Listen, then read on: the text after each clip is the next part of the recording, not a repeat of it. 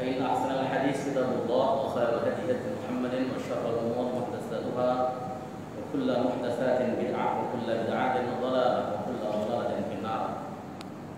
Alhamdulillah, segala puji bagi Allah Subhanahu wa taala, Tuhan semesta alam, atas nikmat-nikmat yang diberikan pada kita semuanya. Salawat salam mudah-mudahan senantiasa tercurah dari tangan beliau Rasulullah Muhammad sallallahu alaihi wasallam beserta seluruh keluarga beliau, sahabat, kerabat dan pengikutnya serta kita semuanya yang insyaallah istiqamah konsisten dalam menjalankan dan mengerjakan sunnah-sunnahnya hingga akhir masa nanti. Insyaallah di pagi yang cerah ini kita akan cerah tapi sahdu suasananya yang hujan. Kita akan membahas tema tentang adab atau ta'ammul ma'al jar. Adab bergaul bersama dengan tetangga dan etika dalam bermedia sosial. Ya, al-adab, al-wasail, al-adab al-wasail tawassul al-hadisiyah. Jadi media sosial memang sangat luar biasa perannya dalam kehidupan kita. Maka apakah ada etika-etika adab dalam Islam dalam menggunakan media sosial? Kita akan coba bahas dalam perspektif Islam, dalam perspektif Nabi sallallahu alaihi wasallam. Kita hidup tidak mungkin lepas dari namanya tetangga karena kita makhluk sosial. Oleh sebab itu Rasulullah Sallallahu Alaihi Wasallam dalam banyak hadis mengatur tentang bagaimana adab bertetangga. Saya itu buka banyak kitab tentang masalah adab ma'al jar atau haqqul jar dan sebagainya, itu ada diterangkan dalam kitab Al-Adab Al-Mufrad karangan Al-Imam Al-Bukhari misalnya, ada dalam kitab Tanbihul Ghafilin karangan Al-Imam Abdullah As-Samarqandi. Banyak sekali tentang masalah bagaimana sikap kita di dalam bertetangga, karena memang hubungan kita dengan tetangga itu sangat erat dan sangat dekat sekali. Saya mengumpulkan banyak sekali hadis yang menjelaskan tentang masalah tetangga ini, ya, dan saya akan baca atau akan saya jelaskan poin per poin. Bagaimana tata cara kita bergaul, etika kita di dalam bertetangga yang baik dalam perspektif Islam tentunya, ya, karena kita mengkajinya adalah dalam kacamata Islam. Yang nomor satu adalah adab idza'il jar, tidak menyakiti tetangga. Menyakiti tetangga itu ada kalanya dengan lisan, dengan ucapan, ada kalanya dengan perbuatan. Secara umum Rasulullah Shallallahu Alaihi Wasallam melarang kita untuk menyakiti orang Muslim. Di dalam hadis riwayat Al-Imam Al-Bukhari, Rasulullah mengatakan sibabul muslim fusyuq wa qitaluhu kufrun. Mencaci maki orang muslim itu fasik, memeranginya adalah kekafiran. Ini secara umum, ini dalil umum.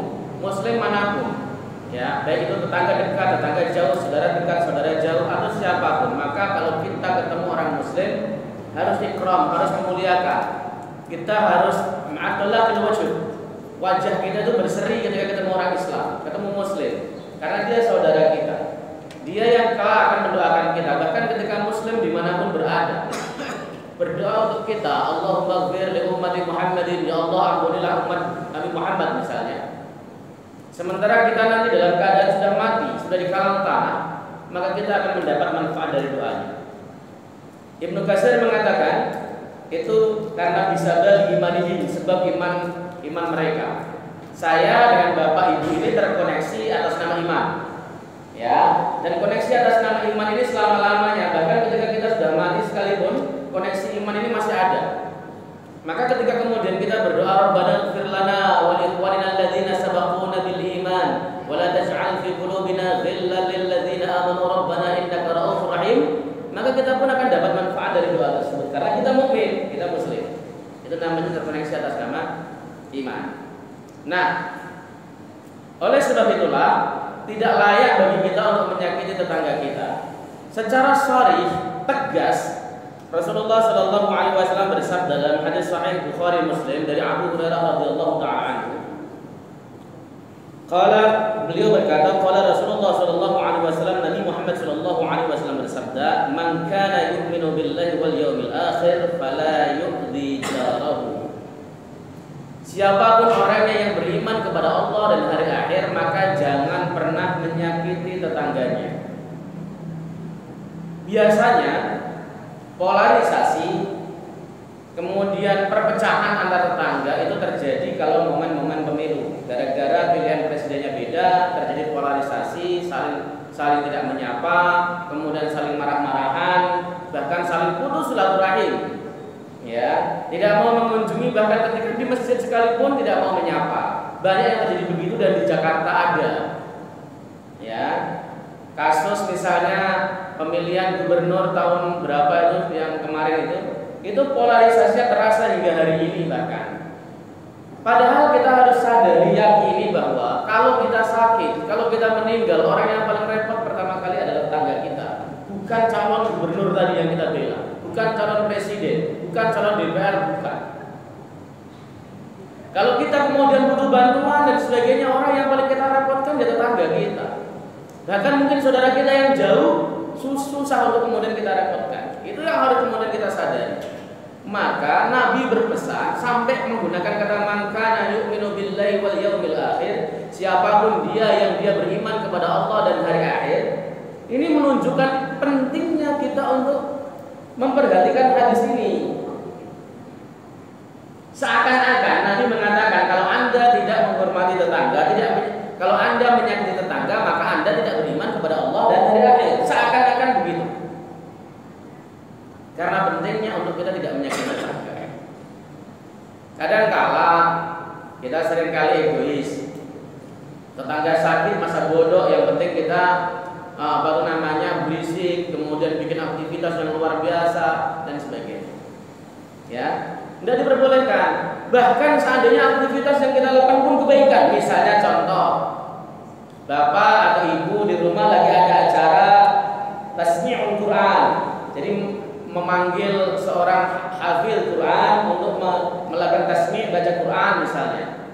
Kemudian ibu atau bapak pakai sound system besar, ya, bacanya keras, menggema. Amma yatasaaluna 'anil naba'il 'adzim alladzi hum fihi mukhtalifun. Suaranya menggema misalnya. Tetangga sebelah ada yang sakit dan dia minta maaf, Pak, sound systemnya dikecilin, dimatiin kalau perlu sound system kecil yang biasa. Kita harus penuhi haknya. Kenapa? Memenuhi hak-hak tetangga hukumnya wajib. Jadi tidak boleh egois masalah dengan tetangga itu. Hak tetangga itu dipenuhi hukumnya wajib. Meskipun yang kita lakukan kebaikan, misalnya hal yang baik. Wah, masa orang muslim dengerin Quran kok kupingnya nggak kuat? Bukan masalah nggak kuat, dia lagi sakit, dia lagi kurang enak badan, dia pengen istirahat. Ini dijaga.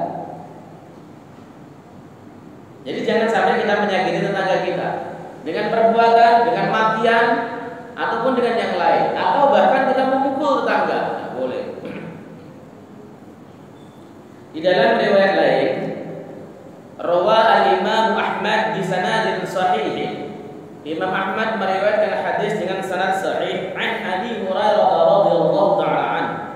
Dari Abu Hurairah radhiyallahu anhu kepada beliau berkata, qala rajulun, seseorang bertanya, ya Rasulullah, inna fulanatan yudkaru min kasrati salatiha wa siyamiha wa sadaqatiha ghaira annaha tu'li jiranaha bilisaniha. Qala hiya finnar. Nabi ditanya, ada seorang perempuan, fulanah itu perempuan.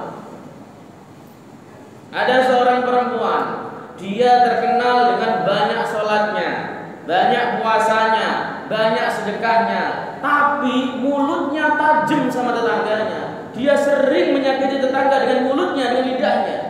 Kala Nabi menjawab, hiya finnar, dia masuk neraka.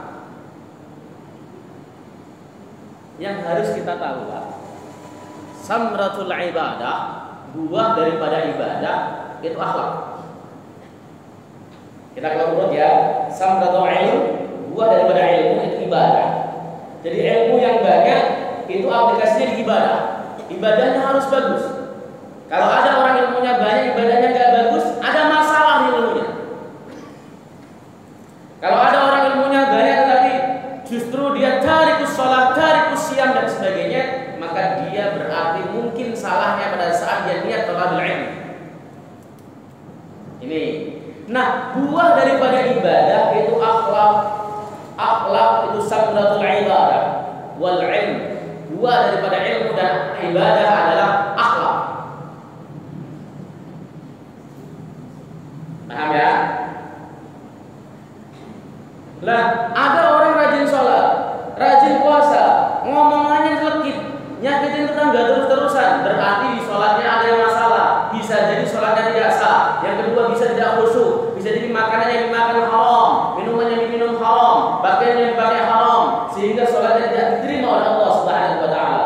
Sebab Allah mengatakan innas salata tanha 'anil fahsya'i wal munkar. Sholat itu pasti bisa mencegah seseorang dari perbuatan fahsya dan munkar. Begitu caranya. Ini ada lampu, ada saklar, disalurkan ke listrik, ada kabelnya, ada lampunya. Ketika diseklet harus nyala. Kalau nggak nyala pasti ada yang salah. Makanya kenapa nanti ketika ditanya ya tentang tugas beliau mengatakan bu'istu liutammima makarimal akhlak. Aku diutus untuk menyempurnakan akhlak. Kenapa? Karena buah dari segalanya ya akhlak. Ini perempuan sholatnya jempolan, banyak sholatnya, sholat sunnah, sholat wajib dikerjakan semuanya. Puasanya bagus. Kemudian apa lagi? Sedekahnya keren. Tapi ketika akhlaknya tidak berbanding lurus, bahkan berbanding terbalik, suka nyakitin orang, suka menghina orang, suka mencaci orang, berarti akhlaknya zong, 0, 0. Ada masalah nggak di sholatnya? Ada. Ada masalah dari puasanya? Ada. Maka wajar Rasul kemudian mengatakan dia finnar, dia di neraka. Kenapa? Meskipun sholatnya masalah, tidak diterima oleh Allah Subhanahu wa taala. Meskipun puasanya masalah, tidak diterima oleh Allah Subhanahu wa taala. Ada dalam sebuah hadis lain dalam Sahih Bukhari. Nabi Shallallahu Alaihi Wasallam itu pernah bertanya kepada sahabatnya, "Atadruna manil muflis?" Apakah Anda tahu siapakah orang yang bangkrut itu? Qalu, para sahabat bertanya menjawab, "Al-muflisu fina man la dirhamalah wa la mata'." Orang yang bangkrut di sisi kami adalah orang yang tidak punya uang dan tidak punya harta, itu orang bangkrut. Nabi menjawab, "Al-muflisu min ummati man jaa yaumal qiyamah bi salatihi wa siyamihi wa sadaqatihi wa zakatihi." Yaitu orang yang nanti datang di hari kiamat dengan membawa pahala salatnya, pahala sedekahnya, pahala zakatnya, pahala puasanya dibawa, tapi qad satama hadza, dia dulu ketika hidup di dunia mencaci maki orang ini. Wasafaka hadza, wasafaka dama hadza, dia mengalirkan darahnya si fulan. Wa daraba hadza, dia mukul si fulan.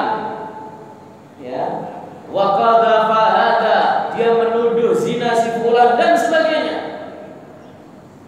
Maka dalam persidangan Allah Subhanahu wa taala, orang tadi pahalanya diambil, diberikan kepada orang yang dizalimi tadi, yang dikata-katain, yang dicaci maki, yang dihina dan sebagainya, yang dipukul. Sehingga ketika tidak tersisa sedikit pun pahalanya, sementara tuntutannya masih banyak, ya, diambillah dosa-dosa orang yang dizalimi tadi. Faturi alaih, lalu dilemparkan kepada si fulan tadi. Summa turika ila jahannam, kemudian dia akan dilemparkan ke dalam neraka jahanam. Ini jangan main-main. Menyakiti tetangga itu hukumannya berat nanti di akhirat. Maka yang pertama ketika dalam bertetangga kita tidak boleh menyakiti tetangga. Yang kedua, ayat mana jaruhu syarrah. Tetangganya harus merasa aman dari sifat buruknya, keburukannya, perbuatan-perbuatan nakalnya, misalnya mencuri, harus aman. Misalnya dari kejahatan lidahnya ghibah. Ghibah ini soal penyakit yang paling ada, yang paling banyak nanti akan kita bahas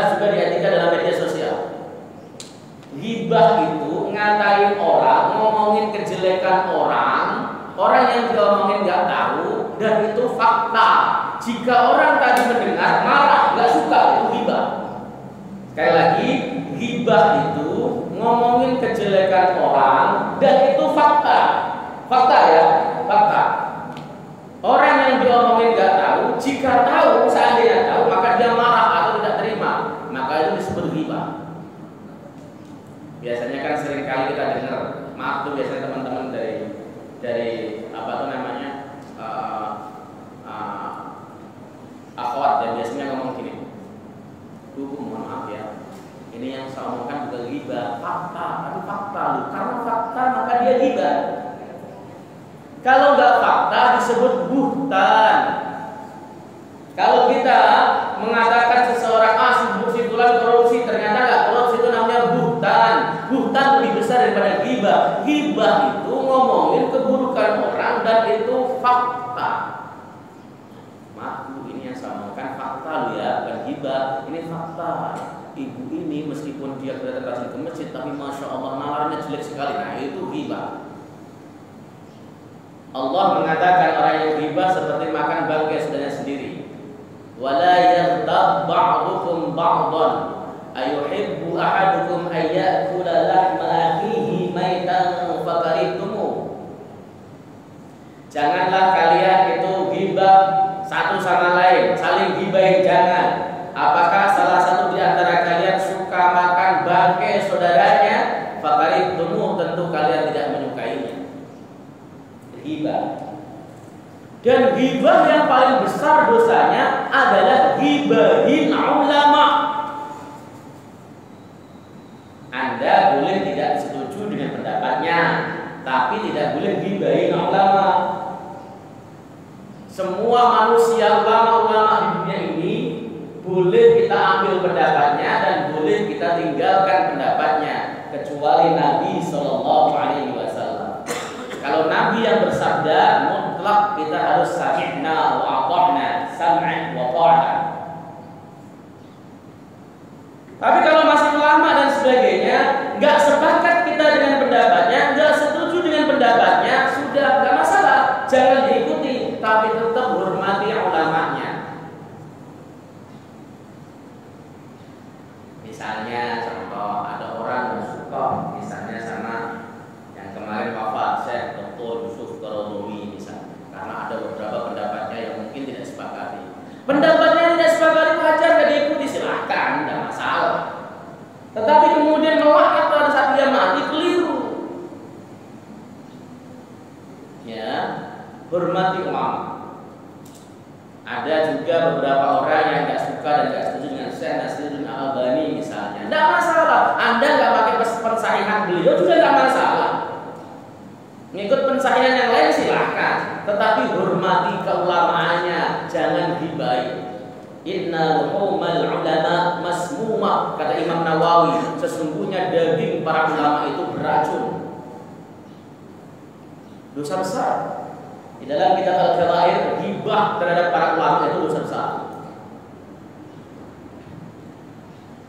Ya, kemudian Nabi bersabda dalam hadis Imam Muslim, rawa Muslimun an Abi Hurairah radhiyallahu taala anhu anna Rasulullah sallallahu alaihi wasallam qala la yadkhulul jannata man la ya'manu jaruhu bawa'iqah. Enggak akan pernah masuk surga orang yang tetangganya tidak merasa aman dari keburukannya, dari sifat buruknya, dari comel mulutnya, dari bahaya lidahnya, dari fitnahnya, dari pencuriannya dan sebagainya. Maka tetangga itu harus menjaga tetangga yang lain. Di dalam al-adab al-mufrad itu, kalau seandainya kita tidak bisa membantu tetangga kita dengan sesuatu, minimal jaga tetangga kita dari sesuatu yang buruk yang keluar dari diri kita. Minimal itu saja. Kalau Anda nggak bisa bantu, nggak apa-apa, tapi jangan sakiti tetangga. Cukup. Selanjutnya, karena waktu 1 jam itu cepat sekali kalau buat ngaji, Pak. Bus tiba-tiba selesai. Gitu. Makanya ini materinya harus selesai karena poinnya banyak. Ini kelihatannya yang ngasih tema itu memang disuruh ngajinya full materi. Ikramul jar. Selanjutnya adalah kita wajib memuliakan tetangga. Tetangga kita harus kita muliakan secara umum, ikramul muslim. Muslim harus kita muliakan. Siapapun dia, yang penting dia masih muslim, apapun mazhabnya, dimanapun tempat pengajiannya, dia muslim, dia saudara kita. Dia salah, kita luruskan dengan kasih sayang, nggak menjustifikasi. Dia keliru, kita tegur dengan cara yang baik. Tetangga juga sama, kita harus muliakan tetangga kita. Muliakan itu bukan kemudian kalau ketemu nunduk-nunduk, bungkuk-bungkuk. Saya kasih tahu ini ilmu mahal. Al-Imam An-Nawawi dalam Fatawin Nawawi, ya, Imam Nawawi punya kitab namanya Fatawin Nawawi. Beliau mengatakan inhina, membungkuk kepada orang, ya, untuk memberikan penghormatan itu makruhatan syadidah, sangat makruh. Membungkuk gitu kan, menghormati orang, kita kadang-kadang suka bungkuk gitu, itu makruh. Karahatan syadidah, makruh yang sangat. Kalau cuma mengangguk dengan kepala itu makruh tapi ringan. Kalau sampai membungkuk seperti rukuk, haram. Nah, terus kalau murid mau mencium tangan guru gimana? Tarik ke atas. Boleh, murid jatuh. Tarik.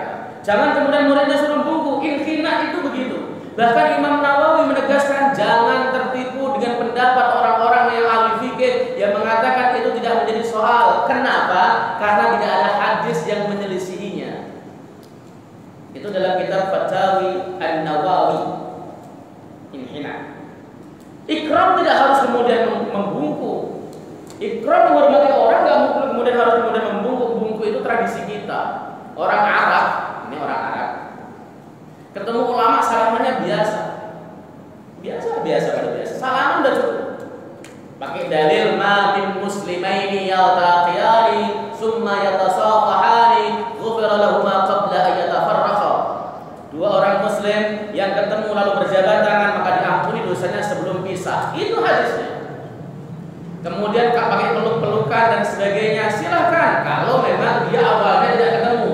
Si A misalnya habis pulang dari Jepang, lama nggak ketemu kita, ketemu boleh pelukan. Tapi kalau setiap maghrib, setiap subuh, setiap zuhur ketemu, nggak usah peluk-pelukan.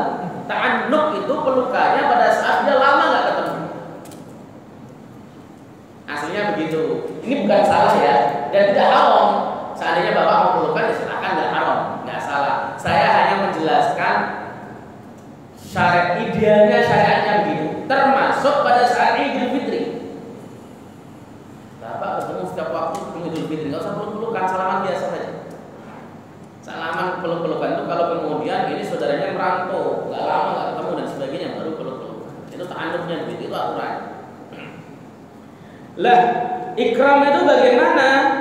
Yang menepati hak-hak daripada tetangga itu tadi. Ditepati haknya, dipenuhi haknya, tidak disakiti, dihormati. Kalau ngomong kemudian tidak berlebihan, nggak usah fudulul kalam. Ketika ngomong dengan tetangganya ngomong 2 kalimat, kita 10 kalimat, itu namanya song. Terus bagaimana? Ya kita ngobrol ngimbangi saja yang enak dengan tetangga. Itu namanya ikram. Jadi ikramnya jangan kemudian berlebihan, tapi ikram di sini adalah ikram memuliakan ala syariat sesuai dengan syariat Nabi sallallahu alaihi wasallam. Rawah al-Bukhari an Abi Shuraih al-Adawi radhiyallahu ta'ala qala sami'tu ya udunaya wa absartu aynaya hina takallama an-nabiy sallallahu alaihi wasallam faqala man kana yu'minu billahi wal yawmil akhir falyukrim jar. Ini dalil. Aku mendengar kata Abi Shuraih al-Adawi. Aku mendengar dengan kedua telingaku dan aku melihat dengan kedua mataku ketika Nabi sallallahu alaihi wasallam bersabda, siapapun orangnya yang beriman kepada Allah dan akhirnya, maka hendaklah ia memuliakan tetangganya. Tetangga penting sekali loh, serius. Kadang-kadang karena kita merasa hidup kita kan hidup di metropolitan, lalu kemudian menjadi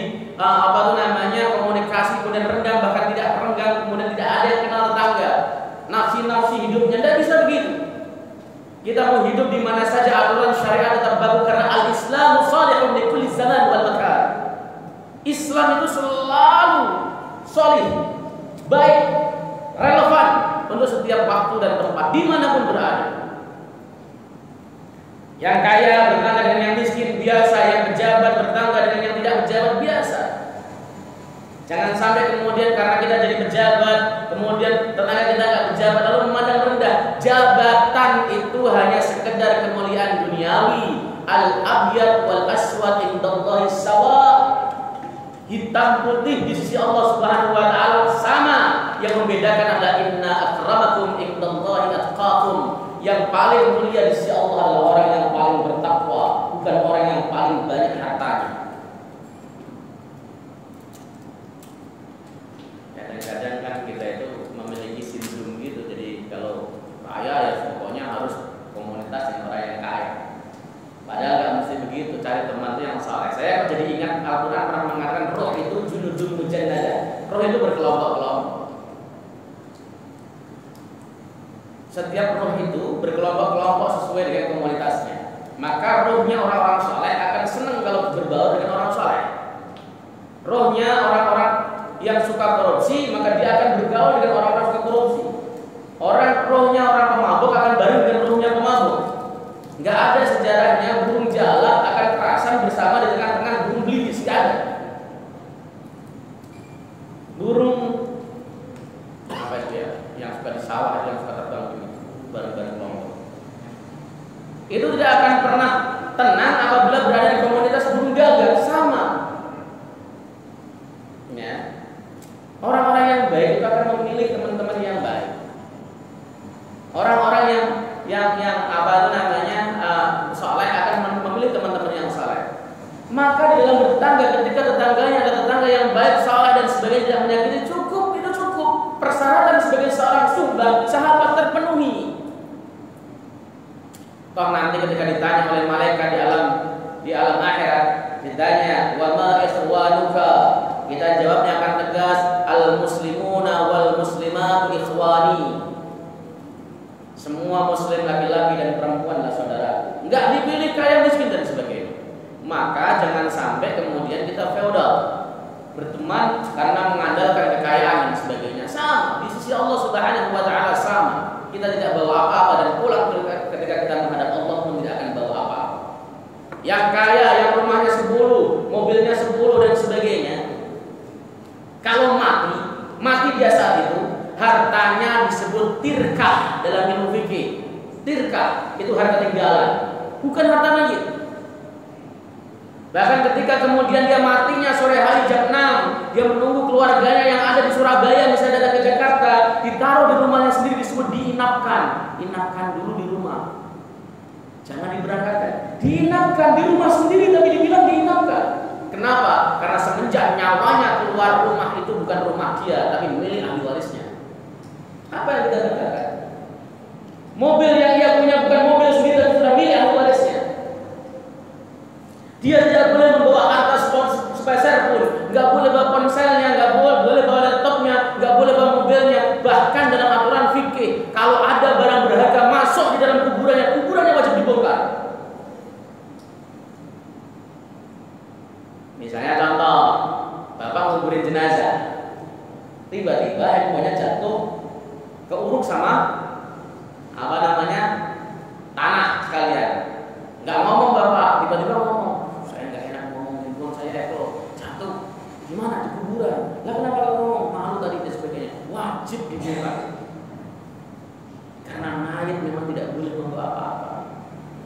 Jangan kemudian ketika orang kaya mayatnya kemudian dikasih laptop, dikasih apa dan sebagainya, nggak bisa. Ya seperti itu. Ini yang harus kemudian kita mengerti bahwa tetangga itu memang luar biasa dan memang kita harus hormati dengan sebaik-baik. Yang nomor selanjutnya, nomor 4 nih, al-ihtimamu bil jiran, perhatian terhadap tetangga. Ihtimam itu perhatian, nanyain kabarnya. Apalagi kalau kemudian tetangga yang satu masjid.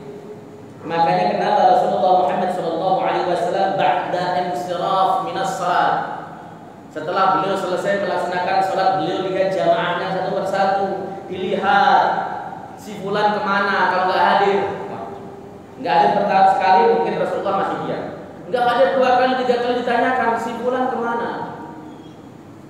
Kalau kemudian para sahabat mengatakan sakit, ditengok sama Nabi Shallallahu Alaihi Wasallam. Itu pentingnya berjamaah. Ada kemudian tanya, bapak itu kemana ya? Oh tadi saya dengar lagi dibawa ke rumah sakit. Tengokin. Bapak itu saya tanya sama istrinya pulang malam terus kelihatannya agak ada kesibukan dan sebagainya. Samperin ke rumahnya. Kadang mereka itu punya cuma butuh perhatian dari teman-temannya, butuh masukan dari teman-temannya. Maka ketika selesai sholat, hadap ke jamaah, hadapin mukanya satu-satu, kita kenal apa enggak. Sebelum sholat kita hadapin untuk memastikan ketika sawu sufakum wa'tadilu, di samping kita merapatkan shaf, tapi lihat wajah-wajah jamaah kita, ada yang sakit enggak, ada yang tua banget enggak. Kalau ada yang tua banget berarti saya tidak boleh membaca surat panjang-panjang. Ya. Kalau ada yang sakit habis operasi, kakinya masih diperban dan sebagainya, saya nggak boleh lama-lama sholatnya. Itu namanya imam pengertian. Kan ada imam yang nggak pengertian, bodoh amat sakit atau tua, sikat saja al-baqarah. Ya. Saya itu pernah ya sholat tarawih. Saya waktu itu disuruh ceramah tarawih, tapi ada imam khususnya. Selesai pas waktu dia jadi imam, panjang sekali, mungkin ada 2 lembar yang dia baca. Selesai sholat, sebelah saya ada seorang bapak-bapak sepuh sekali, umurnya sekitar 80 lebih lah. Saya tanya, waktu sholat itu dia terbuyung-buyung kayaknya. Saya tanya, Pak Haji kenapa? Saya tadi Ustaz ketika sholat seperti nggak nginjek tanah, sudah nggak nginjek tanah. Orang tua gitu. Kenapa Pak? Ya katanya jantungnya itu bekerjanya udah nggak maksimal, sehingga pompaan darahnya kurang, jadi nggak nginjek tanah gitu. Ketemu selesai, saya ngomong sama imamnya, ngobrol pakai bahasa Arab lah. Kalau ngobrol pakai bahasa Indonesia terang-terangan itu orang banyak tahu. Ngobrol pakai bahasa Indonesia saya tegur, kalau jadi imam harus perhatian sama jamaahnya, lihat jamaahnya seperti apa dulu. Ya, jangan sampai jamaah sakit, ampun paksain panjang dan sebagainya. Itu menyebabkan fitnah. Nah, itu ketika merapikan shaf. Setelah merapikan shaf, selesai, kita melihat lagi ke jamaah kita, memastikan siapa yang nggak datang, supaya kita bisa kalau sakit menjenguk, kalau memang dia lagi ada masalah kita coba bantu. Solusinya apa? Kita lakukan bareng-bareng. Itu namanya ihtimam, memperhatikan tetangga. Landasannya adalah hadis sahihain dalam hadis sahih Bukhari Muslim. An Ibni Umar radhiyallahu ta'ala anhu qala Rasulullah sallallahu alaihi wasallam ma zala Jibril yusini bil jari hatta dhanantu annahu salwaris. Jibril tidak henti-hentinya kata Nabi berwasiat kepadaku tentang tetangga, berpesan untuk selalu menghormati tetangga, memuliakan tetangga, bersifat baik kepada tetangga, hingga aku menduga tetangga itu bisa mewarisi. Saking pentingnya, padahal tetangga tidak bisa mewarisi, tapi saking pentingnya Jibril berpesan kepada Nabi Shallallahu Alaihi Wasallam terus-terusan sampai Nabi merasa bahwa tetangga itu bisa mewarisi. Ini yang tidak boleh kita abaikan sama sekali. Berarti kalau begitu, mafhum mantuknya dalam ilmu ushul fikih itu namanya mafhum mantuk. Terhadap tetangga, perhatian kita seperti perhatian kita terhadap ahli waris. Ahli waris itu ayah, ibu, paman, anak, adik dan sebagainya, itu namanya ahli waris. Terhadap tetangga itu seperti itu. Kita punya apa-apa anterin ke tetangga. Ketika kemudian kita dianterin ke tetangga, balas lagi dengan mengembalikan piringnya, wadahnya dengan makanan lain, meskipun tidak sebanding. Itu yang disebut menghormati. Allah Subhanahu wa taala berfirman dalam Al-Qur'an, "Wa idza huyitum bi tahiyyatin fahayyu bi ahsana minha aw rudduha." Tatkala kalian dihormati seseorang dengan satu penghormatan, balas penghormatan tersebut lebih baik dibandingnya atau minimal sama. Tetangga kita nganterin sesuatu itu menghormati kita, balas. Ya, dia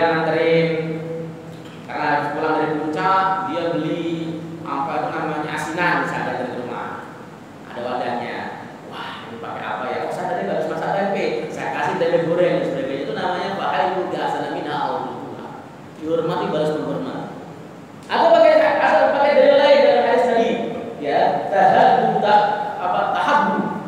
Saling berhadiahlah kalian, maka kalian akan saling mencintai. Memberikan hadiah.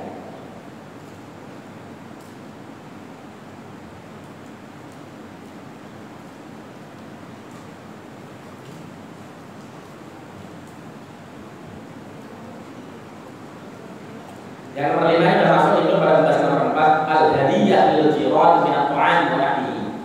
Memberikan hadiah kepada tetangga baik itu makanan ataupun yang lain. Tadi sudah saya bahas. Yaitu perintah Rasulullah kepada Abu Dzar, kalau Anda memasak kaki kambing, perbanyak kuahnya supaya Anda bisa memberikan kepada tetangga. Ini jangan dimaknai secara zahir, Bu. Karena ada hadis ini, ibu kemudian kalau ngasih tetangga cuma kuah doang. Itu namanya memaknai hadis secara terlek. Ini perintahnya kepada Abu Dzar, minimal. Abu Dzar, kalau kamu masak kaki kambing, itu kan orangnya nggak bisa beli daging, mampunya beli kaki kambing, perbanyak kuahnya supaya bisa nganterin tetangga. Lah ibu masak daging kok yang nganterin tetangga cuma kuah, kenapa? Ngamalin hadis Ustaz itu keliru. Sesuatu yang disebutkan Nabi minimal itu kalau dilaksanakan maksimal lebih bagus. Ya, saling berhadiah makanan dan sebagainya, saling memberikan kepada tetangga. Yang nomor selanjutnya adalah syianatu 'irdil jari wa malihi, menjaga harga diri tetangga dan menjaga hartanya. Tetangga punya aib pasti karena manusia. Gak ada manusia di dunia ini yang tidak punya celah, gak punya cacat, gak punya aib pasti. Seorang ustaz hebat sekalipun pasti punya aib, pasti punya celah. Gak ada makhluk di dunia yang 100% sempurna kecuali para nabi. Punya aib ya. Jangan permalukan dia dengan membuka aibnya. Lindungi, tutup aibnya. Kalau kita kemudian tahu keburukan tetangga kita, jangan justru berkata, wah, saya memegang kartu as tetangga saya. Jangan. Orang tahu aib saudara muslim kita itu musibah, Pak. Ada dua hal yang harus dia lakukan ketika ia tahu aib saudaranya. Yang pertama, menasihati jika berani. Marra'a minkum munkaran falyughayyirhu biyadihi, fa in lam yastati' fa bi lisanihi, fa in lam yastati' fa bi qalbihi, wa dzalika adhaful iman. Itu dalilnya. Kalau memang kita melihat tetangga kita salah, tegur kalau berani. Kalau nggak berani, tutup aibnya, tutup celahnya, jangan dibuka umum, dipermalukan dan sebagainya. Man satara 'uyuba akhil muslim, satarallahu 'uyubahu yaumal qiyamah. Siapapun orang yang menutup aib saudara muslimnya di dunia, Allah akan tutup aibnya nanti di hari kiamat. Ditutup aibnya yang diampuni oleh Allah Subhanahu wa taala. Aib kita itu banyak. Kadang-kadang kita nggak sadar aib kita sendiri, sibuk ngurusin aib orang lain. Kalau ada, maaf misalnya tetangga kita yang jadi pejabat, kemudian tertangkap sama KPK, kita gosipnya luar biasa, seakan-akan kita makhluk yang paling suci di dunia. Padahal tetangga kita sedang diuji oleh Allah dengan dibuka celahnya, dibuka aibnya, sementara kita masih ditutup aibnya sama Allah Subhanahu wa taala. Coba kalau seandainya kita juga dibuka, mungkin kita lebih busuk dibanding dengan tetangga kita itu sendiri. Itu ingatnya. Makanya kalau ada yang kemudian Allah buka aibnya, kita mestinya kemudian dalam hati bersyukur, ya Allah, Kau masih tutup aibku. Karena seandainya aib kita dibuka, belum tentu ada orang mau berteman dengan kita itu serius. Itulah yang dikemukakan oleh Imam Syafi'i. Seandainya aibku dibuka, gak ada orang yang mengambil ilmu kepada aku begitu. Allah sayang sama kita, maka aib kita tidak dibuka. Ya, maka jaga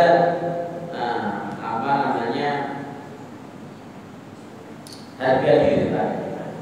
Nah, harga dirinya jaga, jangan dirusuhin, jangan digoda, maaf, misalnya digoda istrinya dan sebagainya, atau digoda yang lain sebagainya, jangan. Tetangga kita itu terbaik daripada diri.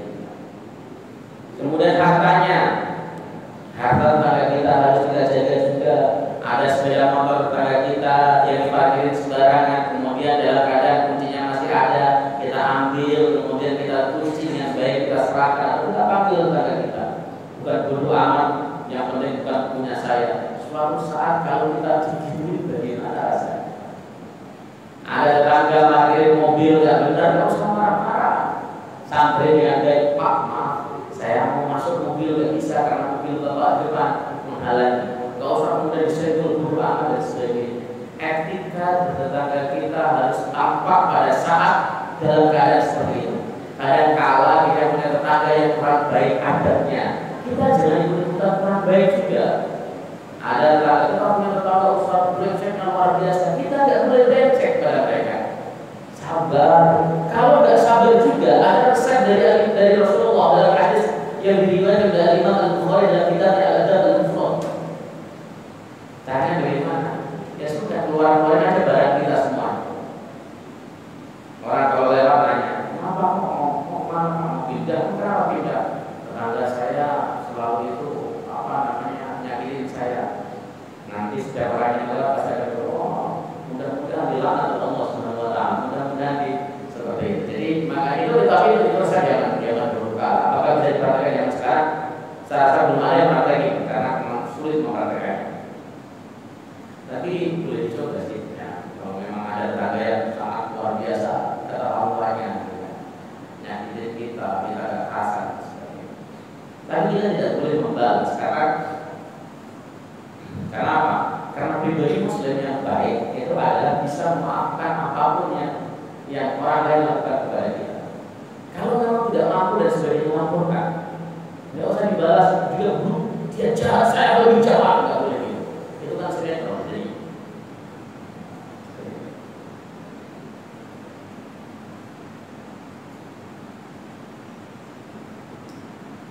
Yang nomor selanjutnya,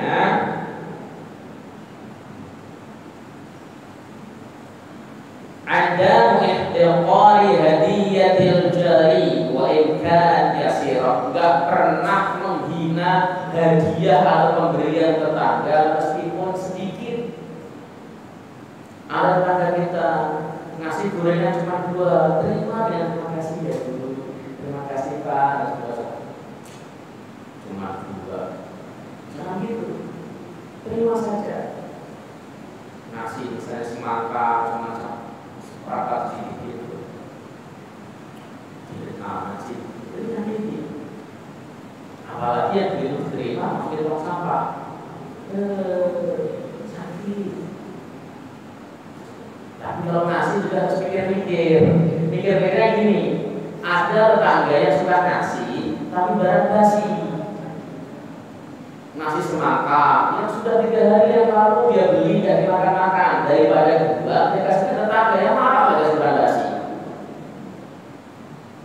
Kasih roti yang sudah jamur misalnya, datang mau ibu saya kasih roti itu, emang pikir apaan sih, kalau kita miskin juga nggak bikin amat. Kenapa? Ya karena saya pernah dikasih roti bukan, dikasih semangka yang sudah basi dan sebagainya. Jadi diterima, karena nggak bisa dimakan. Ya jangan dibuang, apa itu juga menyakiti, udah biarin saja.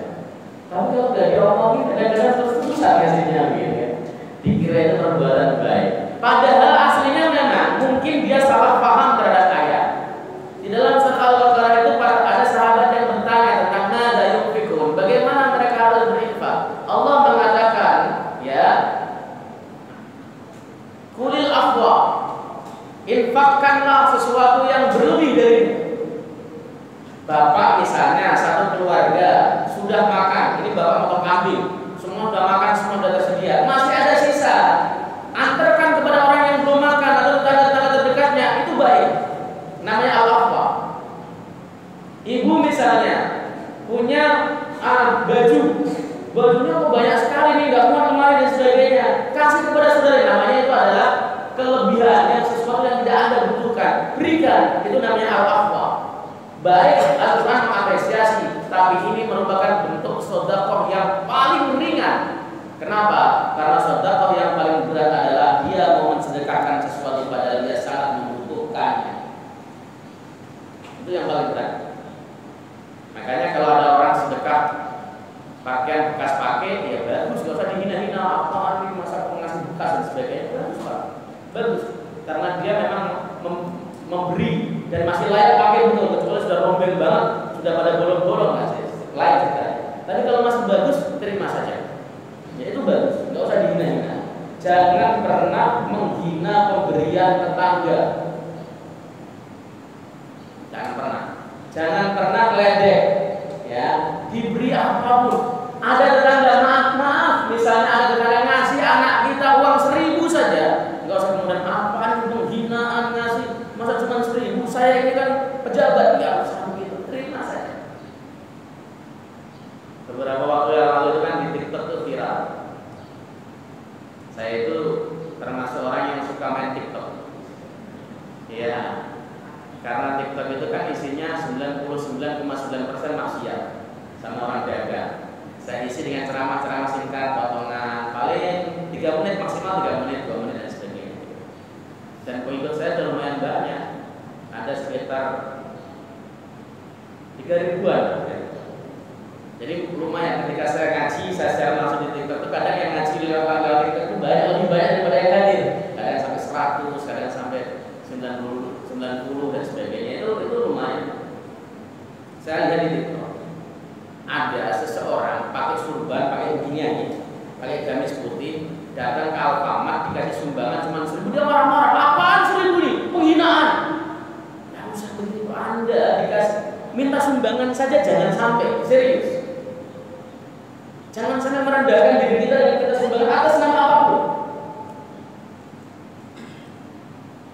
Saya pribadi, maaf pribadi, Anda benar setuju. Saya itu paling nggak senang, nggak setuju lihat orang minta sumbangan bangun masjid tapi di pinggir-pinggir jalan yang mengganggu lalu lintas supaya kayak gitu. Kalau Bapak setuju silakan, tapi saya pribadi nggak setuju. Yang pertama, mengganggu lancarnya lalu lintas itu hukumnya makruh, bisa jadi haram kalau kemudian ada orang sakit sampai terganggu masuk rumah sakitnya terlambat. Ya, atau yang kedua, ya membuat meminta sedekah dengan setengah memaksa itu bisa jadi haram. Memaksa itu bisa jadi haram. Yang ketiga, malu-maluin orang Islam, bangun masjid receh dan sebagainya. Ini kalau versi saya, ibu dan bapak nggak setuju ya nggak masalah. Tetapi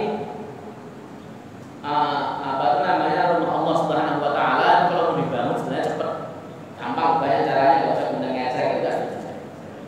Nah apalagi kemudian datang dikasih sumbangan marah-marah 1.000 apa ini penghinaan, pelecehan. Loh, yang menggerakkan seseorang ngasih, yang menggerakkan hatinya itu Allah Subhanahu Wa Taala. Di dalam sebuah hadis riwayat Ibnu Abbas radhiyallahu taala anhuma, Rasulullah melarang untuk menolak pemberian apapun yang diberikan orang lain kepada kita.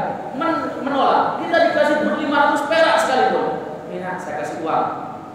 Terima saja, kantongin. Setelah di kantong kita mau apain itu terserah kita. Mau kita berikan pada orang lain silahkan. Pakai sendiri silahkan. Buat kerokan juga gak masalah. Caranya begitu. Jadi nggak usah marah. Oke, ini materi yang ini saya rasa cukup. Kita akan medsos sekarang. Masih banyak sih, nanti bisa kalau selesai kita bisa sambung.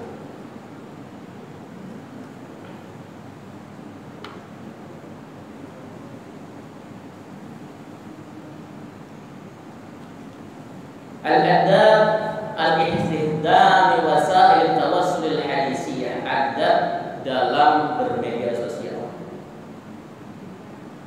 Yang pertama adalah tajtanibu irsal as-suwari wal maqati' al-muharramah. Wa 'ala man wasalahu syai'un min dhalika ay yahdhifahu min jihazihi wa la yursiluhu ila ghairihi. Yang pertama di dalam medsos, hindari mengirimkan gambar atau potongan-potongan gambar yang diharamkan.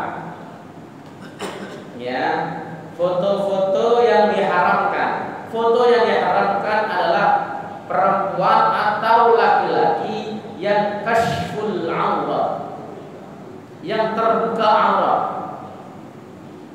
Ya, atau perempuan yang secara close up menampilkan kecantikannya. Itu jangan expose di media sosial, berbahaya sekali.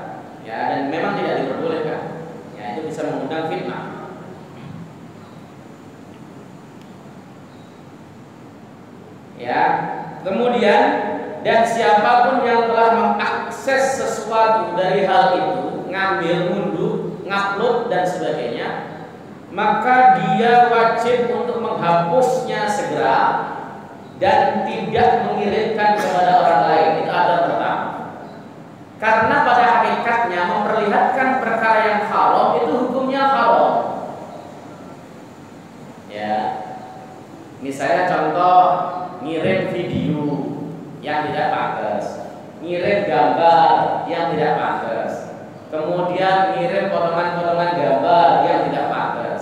Itu memang banyak terjadi di media sosial, baik mulai di Facebook, di Twitter, di Instagram, di mana lagi, WhatsApp dan sebagainya. Itu sering terjadi. Orang-orang yang kemudian bermedia sosial secara gelap mata karena bercandanya luar biasa, meskipun yang diambil stiker itu kalau diambil dari foto orang dan orang yang nggak ridho itu dosa loh, jangan salah. Saya kadang-kadang kalau lihat ada yang pasang stiker orang yang jelek misalnya gitu kan, dibuat bercanda, itu makhluk Allah, jangan dibuat bercandaan. Ya, dibuat stiker kan, itu makhluk Allah. Man damma syai'an min khalqillahi bi ghairi idznillah faqad damma Allah. Siapapun orang yang caci maki, meledek, menghina makhluknya Allah tanpa seizin Allah, maka dia sama dengan menghina Allah Subhanahu wa taala, mencela Allah Subhanahu wa taala. Wong Allah yang menciptakan begitu kok ente pakai kemudian ledek-ledek, enggak boleh.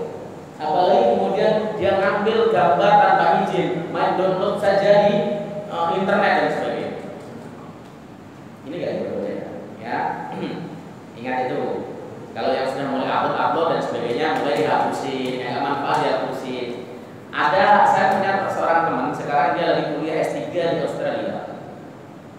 Dia itu uploadan Facebooknya itu kalau nggak hadis, ya Quran, ayat, Quran, pokoknya mau ada yang like atau tidak bodo amat, yang penting share. Karena tujuan dia bukanlah ada like apa dia, tapi dibaca, minimal akan sampai ke beberapa orang akan terbaca. Di like ya nggak masalah, dari like nggak masalah.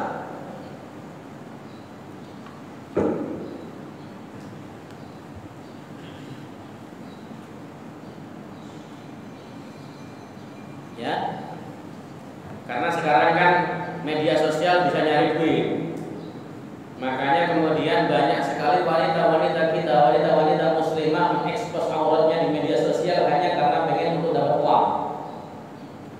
Di TikTok misalnya hanya pengen dapat diamond, pengen dapat bunga dan sebagainya. Dia kemudian sering secara langsung dengan menampilkan berbagai macam gaya lah supaya disukai oleh banyak laki-laki. Itu terjadi, itu serius. Dan itu memang mendulang uang. Apakah kemudian halal uangnya? Ya tidak, nggak halal.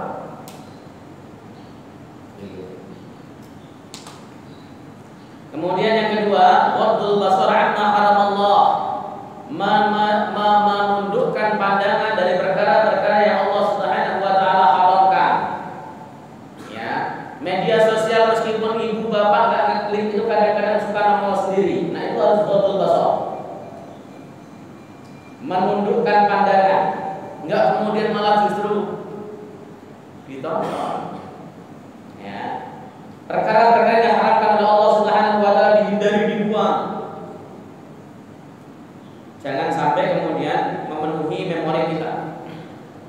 Yang nomor 3, at-tahalli bil amanatil ilmiyyah wa hiya nisbatu aqwali wal afkari ila ashabiha fi hal nasriha. Jujur secara ilmiah yaitu menisbatkan perkataan-perkataan pemikiran-pemikiran kepada si pengucapnya pada saat kita nge-share sesuatu, pada saat kita menukil kalam misalnya, perkataannya begitu indah, kutip, ketika mengutip sebut nama orangnya, Al-Ghazali dalam Ihya, Ibnu Qayyim dalam I'lamul Muwaqqi'in, ya, Ibnu Taimiyah dalam Majmu'ul Fatawa. Ya, begitu cara menyebutnya. Itu namanya kita amanat ilmiah. Jangan sampai seakan-akan apa yang di media sosial merupakan seakan-akan buah karya kita. Supaya apa? Supaya orang mengagumi kita sebagai orang yang alim, orang yang cerdas. Padahal semuanya oke. Bahkan yang menjadi apa itu namanya buruk, menjadi penyakit akhir zaman ini. Orang buka kitab, buka buku, tujuannya bukan lagi mencari ilmu, tapi mencari quote terbaik untuk di statusnya. kita cari perkataan yang paling bagus kemudian jadi kuat. Sudah tidak ada nilai keikhlasan sama sekali. Padahal kita buka buku, buka kitab tujuannya supaya apa? Supaya kita dapat ilmu dan semakin dekat kepada Allah Subhanahu wa taala. Makanya tadi ketika menukil sesuatu, ya, sebutkan siapa yang mengucap. Kalau memang bapak sendiri atau ibu sendiri yang terinspirasi langsung dan bisa mengeluarkan kata-kata itu, ya nggak masalah. Tapi jujur dalam ilmu itu memang dituntut meskipun hanya sekedar di media sosial. Yang nomor 4, ada munasril ayat al-Qur'aniyyah wal ahadits an-nabawiyyah asy-syarifah illa ba'da tathabbuti min dhabtiha wa sihhatiha. Tidak gampang nge-share ayat Quran dan hadis, ya, kecuali setelah yakin bahwa itu hadisnya sahih, ataupun hadis yang bisa diterima dan dipakai. Enggak dikit-dikit kemudian ada hadis langsung kita share, hadis kita share. Tasabbut dulu hadis ini bisa dipakai apa enggak, hadis ini sahih apa tidak. Cross check dulu. Karena faktanya di Facebook terutama itu banyak orang share hadis mengatasnamakan Nabi Shallallahu Alaihi Wasallam, tapi laisa min kalamin Nabi, itu bukan termasuk sabda Nabi Shallallahu Alaihi Wasallam. Apalagi kemudian banyak sekali juga di Facebook, di WhatsApp, share-sharean. Saya itu sering dapat share-sharean, dan itu bahkan bukan dari Ahlussunnah wal Jamaah, dari Syiah banyak sekali. Yang tujuannya cuma satu, menggoyang akidah kita secara perlahan-lahan. Ya. Banyak sekali contoh, misalnya kalau Ramadan, Jibril membaca amin 3 kali. Siapapun orang yang tidak meminta maaf kepada suaminya atau istrinya sebelum datang Ramadan, maka dia gini-gini dan sebagainya. Itu kan hadis palsu. Meskipun hadis tentang masalah baca amin 3 kali ada yang sahih, nggak dipakai, tapi itu kemudian marah di media sosial, di WhatsApp, dan parahnya lagi dibaca oleh ustadz tukang ceramah di bawah mimbar. Al-Imam Ibnu Hajar Al-Haytami di dalam kitabnya namanya Fatawi Al-Hadisiyah, beliau mengatakan ceramah di mimbar, khutbah Jumat itu tidak boleh meriwayatkan hadis dhaif kecuali menyebutkan bahwa itu dhaif. Apalagi yang palsu. Maka beliau sampai mengatakan haram hukumnya meriwayatkan hadis dhaif di atas mimbar tanpa menyebutkan itu dhaif. Harus sebutkan itu dhaif. Kalau begitu kita harus itu, Ustaz, lihat dalam masalah hadis minimal merujuk kepada kitab standar, kitab primer, kutubut tis'ah atau kutubut sittah dahulu. Al-Bukhari, Muslim, An-Nasai, Abu Dawud, Ibnu Majah, Tirmidzi, minimal. Kalau mau tambah lagi Al-Muwatta'nya Imam Malik, Musnad Ahmadnya Imam Ahmad bin Hanbal, ya, tambah itu. Banyak sekali kitab-kitab hadis yang beredar. Kalau tidak bisa misalnya mengambil buku itu dan kita tidak punya, maka kita boleh menggunakan kitab sekunder tapi ditulis oleh pakar hadis. Contohnya Riyadhus Shalihin karangan Al-Imam An-Nawawi, itu kitab sekunder tapi ditulis oleh Al-Imam An-Nawawi, seorang pakar hadis. Atau Bulughul Maram min Adillatil Ahkam karangan Ibnu Hajar Al-Asqalani, itu juga kitab sekunder. Atau Umdatul Ahkam, itu juga kitab sekunder. Atau Al-Arba'in Nawawiyah atau Al-Arba'in karangan Jami'ul Ulum wal Hikam karangan Ibnu Rajab Al-Hambali. Itu kitab-kitab sekunder yang ditulis oleh pakar hadis, boleh dipakai untuk khutbah. Kalau Anda nemu tulisan apalagi di koran khutbah, nggak boleh, bisa haram. Apalagi baca buku khutbah yang nggak ada rujukannya, main al-hadis saja, al-hadis. Hadis siapa nih? Gitu kan? Kalau mau pakai buku khutbah, pakai buku yang dikarang oleh ulama-ulama yang ihtimam terhadap hadisnya bagus, perhatiannya sama hadis bagus. Biasanya agak mahal dikit, Pak. Kalau yang biasanya abal-abal itu yang biasanya al-hadis, itu al-hadis. Siapa? Karena gini loh, Pak. Ini saya cerita benar, ini fakta. Saya punya teman biasa khutbah Jumat. Suatu hari ketika ketemu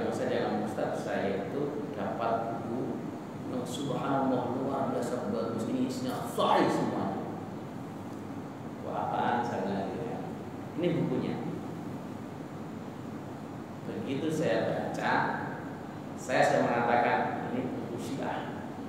Kok Ustaz tahu marajimnya? Biharul Anwar, Al-Kafi, Usul Kafi, dan sebagainya. Itu adalah kitab-kitab yang familiar dengan orang Syiah. Ya dia sama yang itu nggak terima ya silakan. Tapi saya jelas ngomong itu adalah buku Syiah. Begitu. Dan itu fakta dikhutbahkan di masjid-masjid kita. Makanya khutbah itu harus qualified, harus betul-betul pakar. Minimal tadi kalau memang Anda nggak bisa menutup kitab Kutubut Tis'ah, kitab induk 9, rujuklah kitab-kitab sekunder. Ya, yang kita punya apa contohnya Riyadhus Shalihin kita kan rata-rata punya lah. Arba'in Nawawi juga rata-rata punya, Bulughul Maram rata-rata punya. Rujuk kitab itu. Kalau kemudian kita khutbah kita ambil orang, ada hadisnya, cari hadis ini di mana? Di situ disebutkan misalnya dalam Riyadhus Shalihin bab ini, cari kalau ada pakai. Itu caranya. Jadi kita mau share di media sosial, harus tasabut, harus yakin dulu ini kalam Nabi atau bukan. Jangan main sar wah ini hadis Nabi. Ketika kita kemudian ini bukan hadis Nabi, kita marah-marah. Anda ingkar sama hadis Nabi. Bukan masalah ingkar, termasuk mingkal apa itu namanya? Bukan termasuk kalam Nabi sallallahu alaihi wasallam. Laisa min kalam Nabi sallallahu alaihi wasallam. Itu. Kemudian yang nomor 5, wujubus sadrin nasi wa adamut tasyhir bihi. Wajib untuk menutup aib orang lain dan tidak boleh menyebarkan aib orang lain tersebut di media sosial kita. Media sosial kita jangan kita gunakan untuk menghakimi orang lain, menelanjangi kesalahan orang lain. Jangan. Kalau ada tadi kewajibannya tadi, tutup auratnya, tutup apa namanya? Celahnya, tutup uyubnya, aibnya tutup. Jangan sampai justru media sosial kita gunakan untuk menghajar orang. Ini 2 lagi selesai, nah aja. Tinggal 2 lagi. Yang nomor 6, tastanibu al-isya'ah al-mughradah al-hadamah wa 'adam naql al-akhbar illa ba'da tathabbut minha. Hindari desas-desus jahat dan merusak. Dan jangan apa itu namanya menukil informasi kecuali setelah yakin bahwa informasi tersebut valid. Artinya jangan nyebarin berita hoax, berita yang tidak valid, informasi atau cuplikan ceramah atau cuplikan nasihat yang di WhatsApp itu sulit diverifikasi kecuali di YouTube. Kenapa? Misal contoh, kalau Ustadz Somad begini, itu perkataan Ustadz Somad beneran apa orang nukil namanya?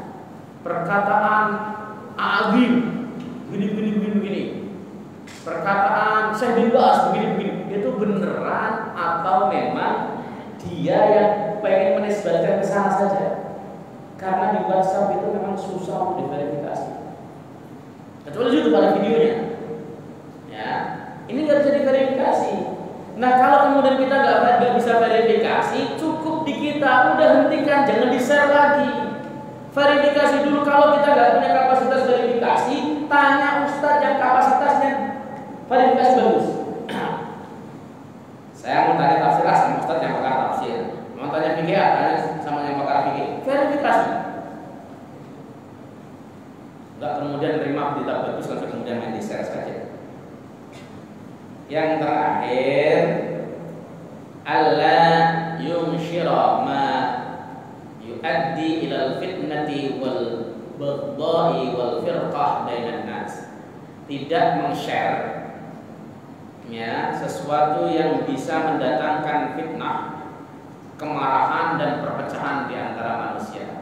Jangan suka nge-share hasutan, ujaran kebencian, maki-maki dan sebagainya. Ya, nabrakin ormas ini sama ormas ini, nabrakin Muhammadiyah sama Persis, NU sama Muhammadiyah. ada Salafi sama Muhammadiyah, nggak usah ditabrak-tabrakin. Makhluk di dunia ini nggak ada yang kemudian satu seiring sejalan, nggak ada, pasti ada beda-bedanya. Aswal Ahlussunnah wal Jamaah saja itu banyak sekali hal yang berbeda, sama-sama ulama Ahlussunnah wal Jamaah.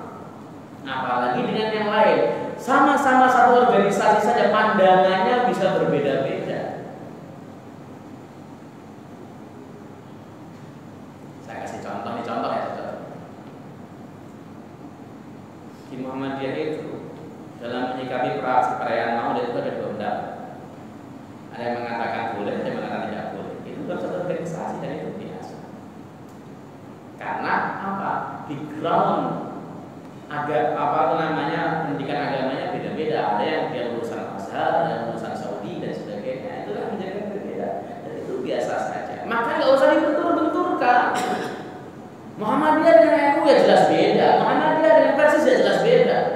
Persis dengan NU ya beda. Memang beda. Kalau satu ya namanya satu. Nggak usah dibentur-benturkan. Nah sekarang di medsos kan nggak, kadang-kadang orang awam yang bentur-benturkan, provokasi supaya marah dan sebagainya, nggak perlu. Kalau kemudian nggak ada provokasi, nggak ada benturan, nggak ada mencari kebencian, nggak mungkin ada masjid mau dibangun dihancurkan, nggak mungkin. Pasti ada provokasi. Dan media sosial kalau kita gunakan yang baik-baik saja, yang adem, yang lembut, nggak pernah menghakimi orang, sebarkan kebaikan. Orang protes biarin karena memang beda. Saya itu kalau share pendapat ulama, share hadis, share tafsir hadis, tafsir ayat dan sebagainya itu. Ketika ada yang nggak setuju, ya saya tidak kemudian salah diri, ngapain dia bang? Mau kita memang sudah nggak sepakat ya biarin. Ya dia komentar pandang lebar ya biasa. Paling kalau kemudian ada yang perlu saya tambahin, nggak bisa juga, tapi tidak jarang saya tambahin. Dulu ketika saya masih muda, wah siap, saya semalam sudah siap. Tapi kita kan sudah tua, 40 tahun ke atas. Kita waktunya untuk banyak zikir, bukan melototin media sosial. Saya rasa begitu. Sudah selesai makalah yang saya bawakan. Kalau ada muskil nanti silakan.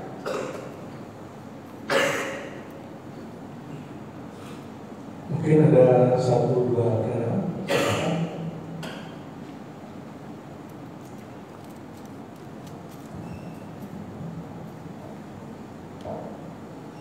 Assalamualaikum warahmatullahi wabarakatuh. Waalaikumsalam. Terima kasih Pak Ustaz sudah memberikan pencerahan. Yang saya tanyakan sih pertama tentang ghibah.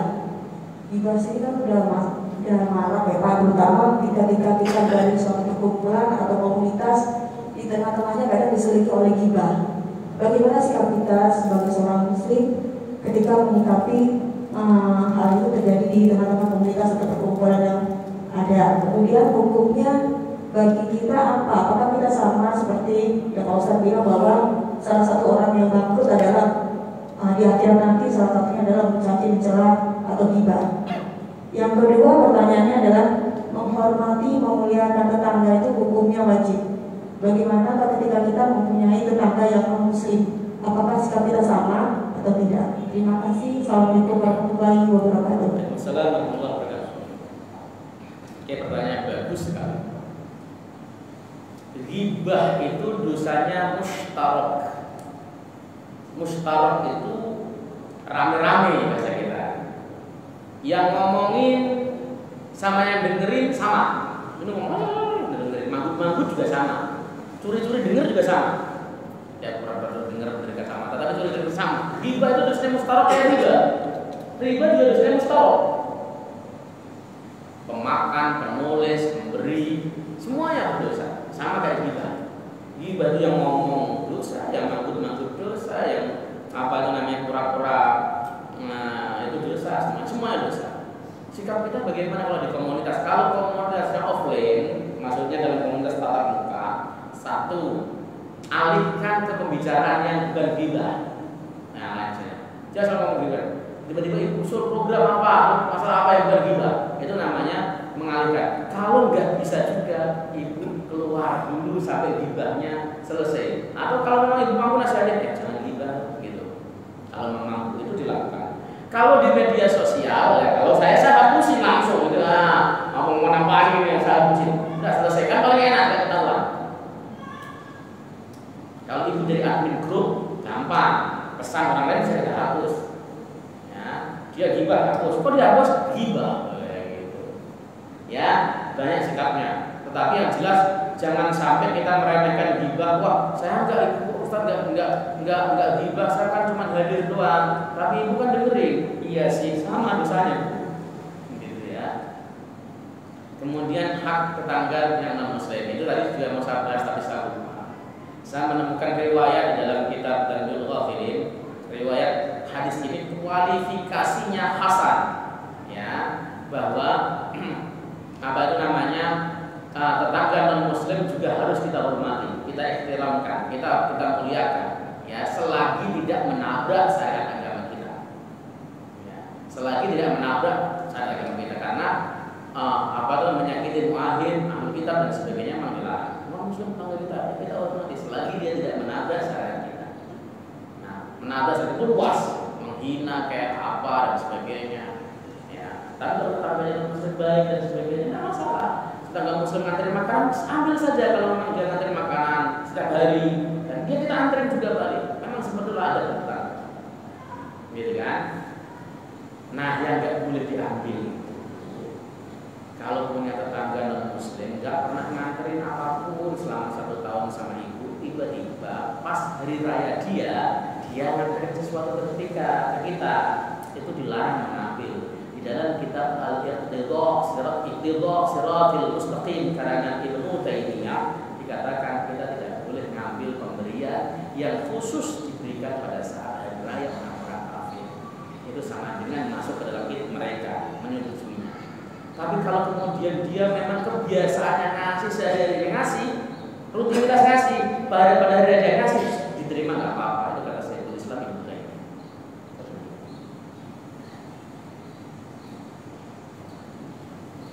Dari Bapak. Assalamualaikum Ustaz. Semoga Ustaz tetap sehat selalu. Amin, terima kasih Pak. Ustaz, mengenai ghibah tadi Ustaz. Kalau ada ya katakanlah dia suka menjadi imam sholat, ya, dia suka memberikan tausiah, tapi suka ghibah Ustaz. Kita sebagai makmum gimana sholat Ustaz?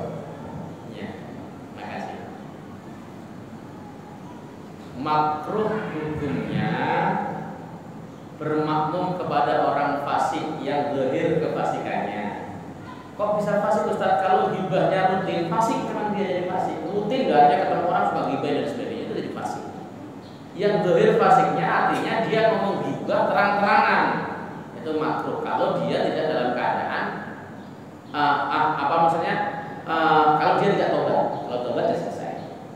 Makanya yang kedua, bisa nggak kita menasihatinya, ngasih masukan yang baik. Pak, maaf, itu ghibah. Ya, tapi nggak usah kemudian, Pak, Bapak kan imam, masa ghibah sih Pak? Jangan, itu namanya menghakimi. Ya, kita nggak mau yang lebih saja. Pak, itu ghibah. Astagfirullahaladzim, ya mohon maaf, saya khilaf, tadi khilaf masalah. Diulang lagi, mungkin masih khilaf. Diulang lagi, tabiat berarti ini. Ya, maka dia harus segera dikasih tahu itu. Kalau memang Bapak nggak mampu, atasannya yang SKN imam siapa ini harus diomongin.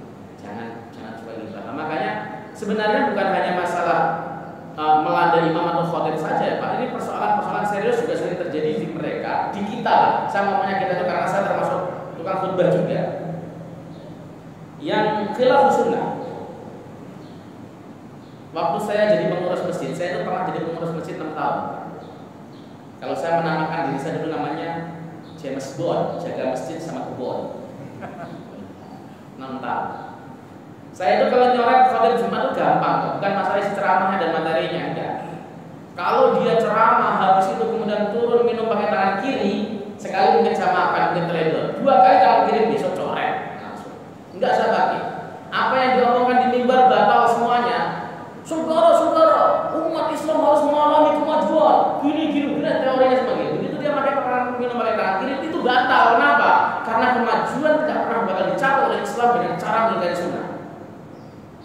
Itu kalau saya begitu. Jadi kalau saya pakai panjang kalam dan sebagainya, apalagi maaf begitu turun merokok, merokok di masjid itu kalau saya. Meskipun merokok itu misalnya saya pun makruh, tapi ada di masjid tidak bisa. Kalau saya pribadi saya kan jadi pengurus masjid 6 tahun tadi, tukang nyadarin khotib Jumatnya begitu. Jadi